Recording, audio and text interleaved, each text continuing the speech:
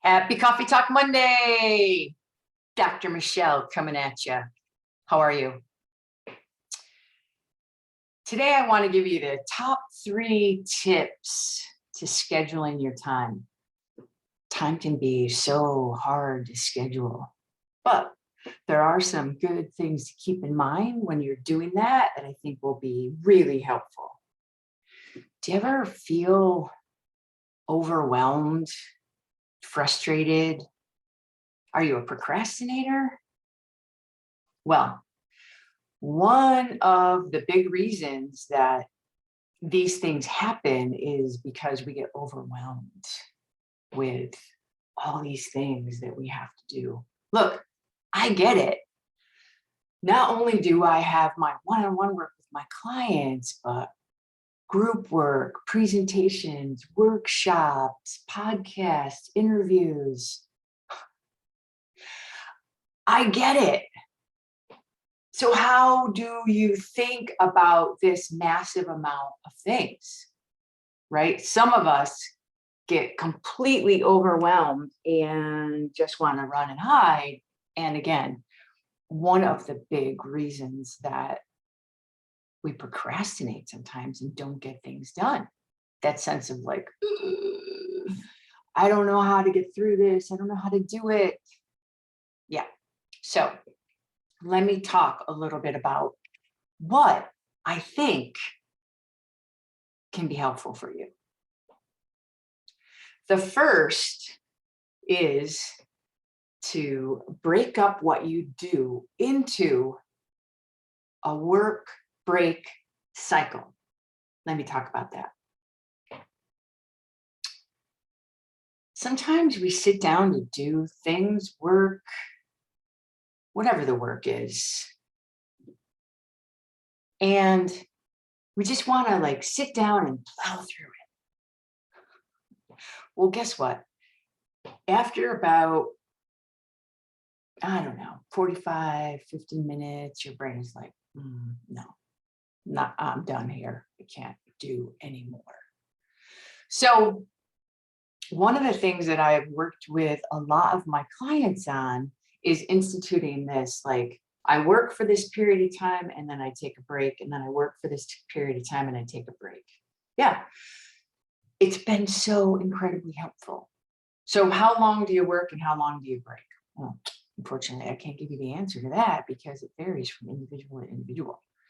Some people want to work for 30 minutes and take a 15-minute break, 45, 15, 50, 10.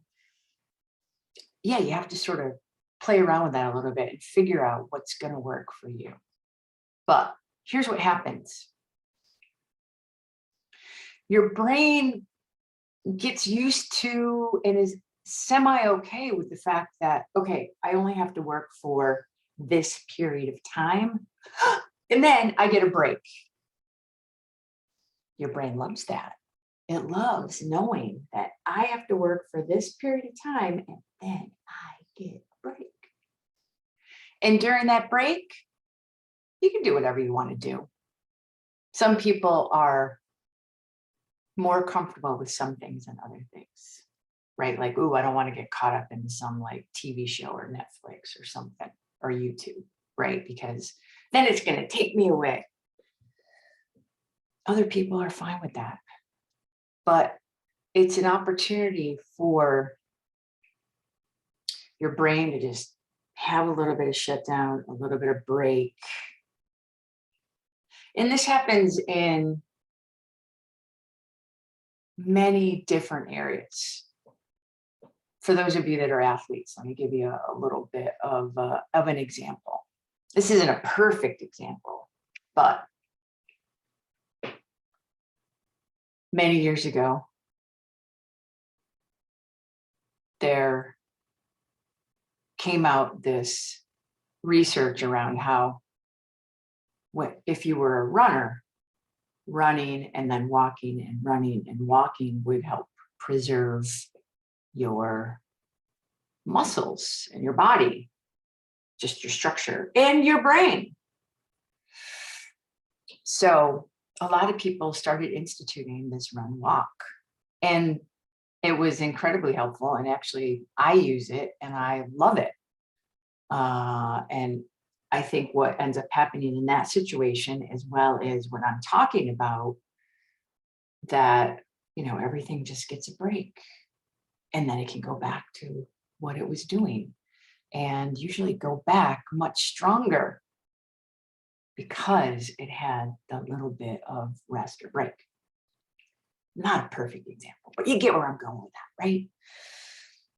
So tip number 1, try to institute a consistent work break cycle.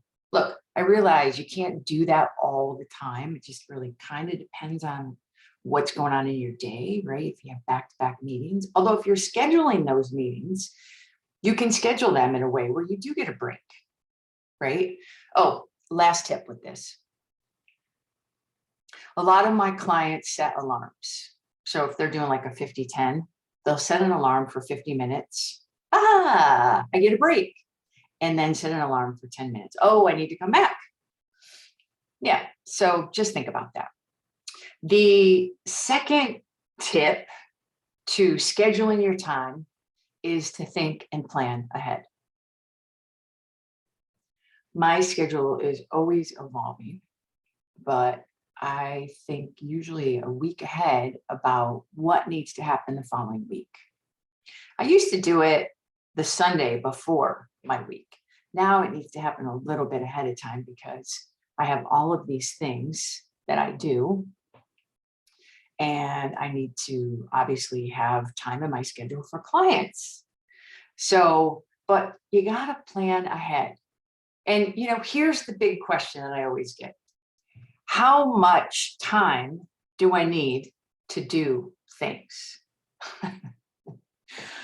That is the $1 million question. None of us know, which is why it's also incredibly important to plan ahead, right? So if you have some big workshop, presentation, project, you need to think, how far out do I really need to sort of start this? And again, there's no perfect science for this.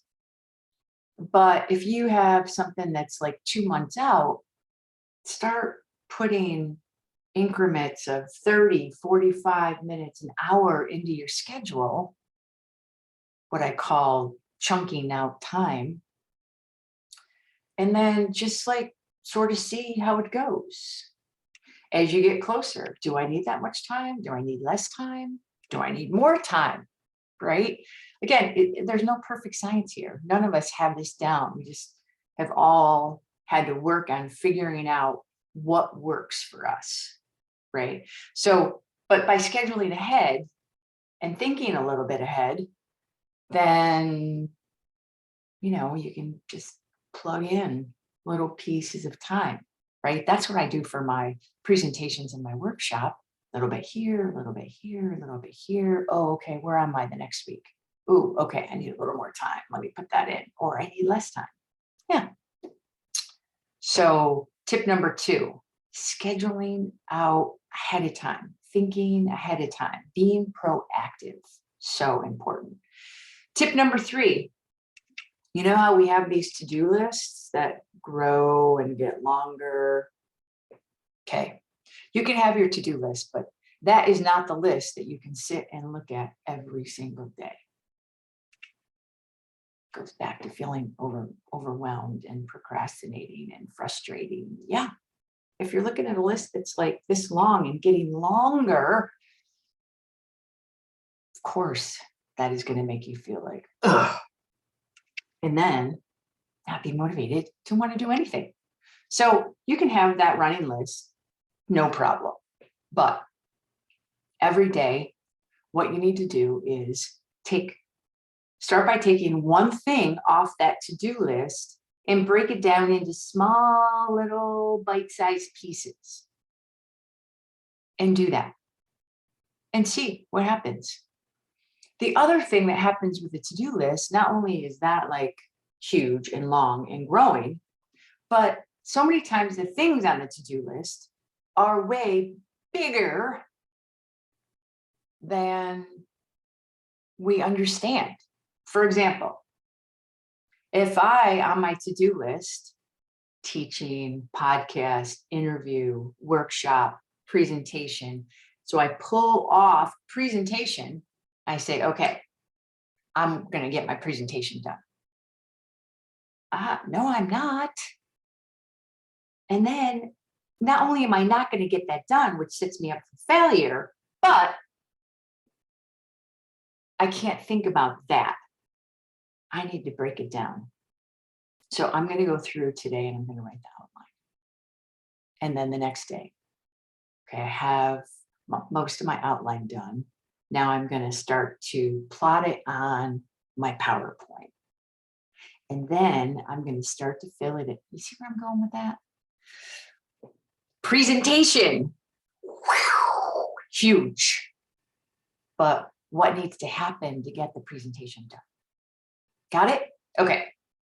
3 top tips to scheduling your time.